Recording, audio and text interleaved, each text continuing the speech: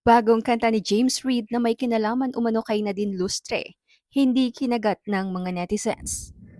I Just Needed Space. Isa nga ito sa hirit ni James Reid sa kanyang bagong kanta, kung saan ito raw ay patungkol sa breakup nila ni Nadine Lustre 3 years ago.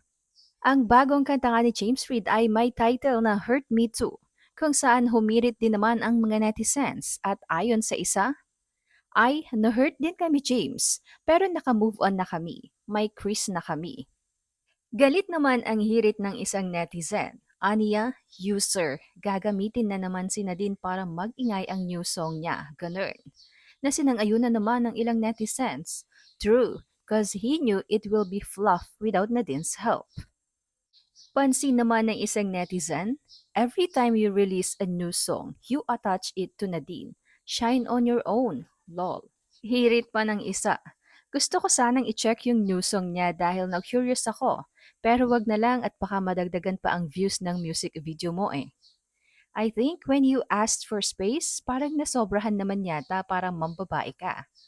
Patawa ka James, gagamitin ang X para lang pag-usapan kasi nilalangaw ang song.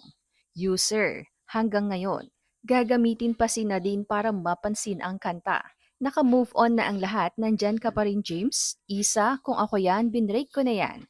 Hang up pa sa X oh. Sabi mo very happy at in love ka kay Isa tapos mag-music video ka ng sad ka, parang nakakaloko. Tigilan mo na yan, James. Masaya na sa buhay si Nats. Naka-move on na. Sana ikaw din. Tagal nyo nang hiwalay, sa ganyan ka pa rin kumakapit. Mapag-usapan ka lang. Haler, ganyan ata kapag kumukupas na. Diyan ka na lang kay isa mong laging nakanganga. Why use Nadine Lustre every time you have a song coming out? Move on, man. Naka-move on na mga fans ng Otwol. Nakapunta na lahat sila sa Amerika. Mag-focus ka na lang sa business mo dyan. Masaya na lahat, pati ako. Nakatago pa rin sa drawer ko ang lahat ng volume ng Otwol tape. I just needed space daw pero may side chick. Tama na James, mag-usap na lang kayo ni Sian Lim. Dragging Nadine to promote his album is gawain ng laos. Need umingay ang pangalan kaya itadrag na naman ang name ni Nadine.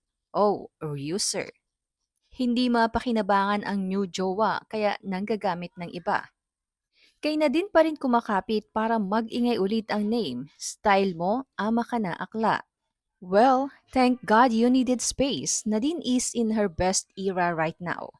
She's flourishing and wala nang pumipigil sa kanya to be her true self, unlike nung sila pa ni James. Correct me if I'm wrong, but this is the second time around na he created a song related to his ex. Nung una, Ox pa eh, but why the fudge I find him fishy now?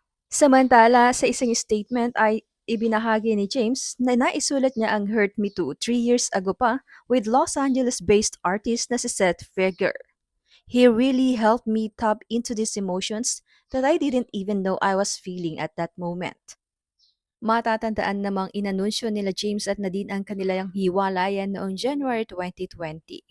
Sa ngayon, si Nadine ay in a relationship with a Filipino-French businessman na si Christophe Barrio, habang si James naman ay idinidate ang singer-model na si Isa Pressman.